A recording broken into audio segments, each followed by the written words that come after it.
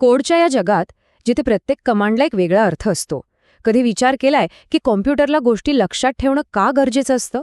जरा कल्पना करा, आपण दिलेली प्रत्येक गोष्ट, प्रत्येक माहिती पुढच्या क्षणी नाहीशी झालीत तर सगळ्याच गोंधळ उडेल, नाही का? मग प्रश्न येतो की कम्प्युटर प्रोग्राम कोणतीही गोष्ट लक्षात ठेवतो तरी कसा? आपण दिलेली माहिती, गेममधला आपला स्कोअर, अगदी आपलं नाव, हे सगळं नेमकं कुठे जातं? तर ह्या सगळ्या गोष्टींसाठी ना कोडच्या जगात एक खास अदृश्य जागा असते. आणि या प्रश्नाचं उत्तर एकाच शब्दात आहे, व्हेरिएबल्स.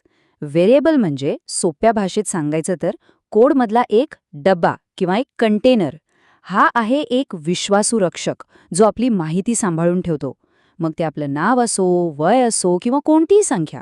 चला मग भेटूया या रक्षकांना, जरा जवळून ओळखूया त्यांना. जावास्क्रिप्टमध्ये ना असे 3 मुख्य रक्षक आहेत जे माहिती सांभाळतात. आणि सगळ्यात भारी गोष्ट काय माहितीये? प्रत्येकाचा स्वभाव आणि काम करण्याची पद्धत एकदम वेगळी आहे. सगळ्यात पहिला आहे लेट. हा एकदम मॉडर्न आणि विश्वासार्ह रक्षक आहे. खूप फ्लेक्सिबल आहे हा. म्हणजे कसं की याच्याकडे ठेवलेली माहिती आपण नंतर आरामात बदलू शकतो. अगदी आपल्या गेमच्या स्कोअरसारखं, जो प्रत्येक क्षणी बदलत असतो, नाही का? आणि मग येतो कॉन्स्ट. नावावरूनच कळतंय, हा एकदम स्थिर, एकदम पक्का रक्षक आहे. एकदा काय याच्या हवाली काही केलं की झालं. ते बदलता येत नाही, अजिबात नाही.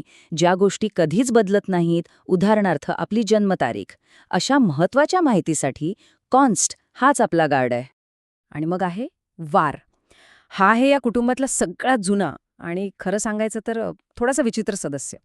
हा जुन्या काळातला आहे, त्यामुळे याचे नियम पण थोडे वेगळे आहेत. कधीकधी तो गोंधळ निर्माण करतो आणि म्हणूनच आजकालचे डेव्हलपर्स त्याला जरा दूरच ठेवतात. चला आता बघूया या जुन्या आणि नवीन रक्षकांमध्ये एक छोटीशी जुगलबंदी. म्हणजे वार विरुद्ध लेट. घराचे नियम नेमके कोणाचे चालणार, जुन्यांचे की नव्यांचे? बघूया तरी यांच्या कार्यक्षेत्रात नेमका काय फरक आहे. तर फरक अगदी सोपा आहे. वार कसा आहे माहितीये, त्याची सत्ता अख्ख्या घरात चालते. म्हणजे संपूर्ण फंक्शनमध्ये तो कुठेही फिरू शकतो. पण लेट तसा नाही, तो फक्त त्याच्या खोलीपुरताच मर्यादित असतो. म्हणजे फक्त त्याच्या कंसाच्या आतच, त्याच्या बाहेर त्याला कोणी ओळखत नाही. आणि म्हणूनच लेट जास्त शिस्तबद्ध आणि सुरक्षित आहे. त्याच्यामुळे कोडमध्ये चुकायचे चान्सेस खूप कमी होतात. ठीक आहे, तर आतापर्यंत आपण रक्षकांना ओळखलं, पण हे रक्षक नक्की काय सांभाळतात? कोणत्या प्रकारचा खजिना जपतात? कारण ते फक्त आकडे नाही, तर बऱ्याच प्रकारची मौल्यवान माहिती सांभाळू शकतात. तर हे आहेत 7 मूळ खजिने, ज्यांना आपण प्रिमेटिव्ह डेटा टाइप्स म्हणतो.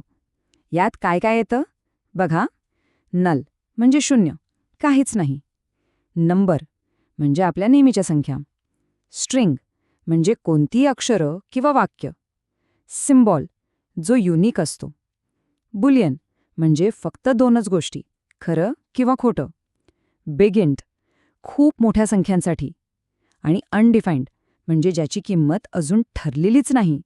पण थांबा, काही खजिने इतके साधे नसतात.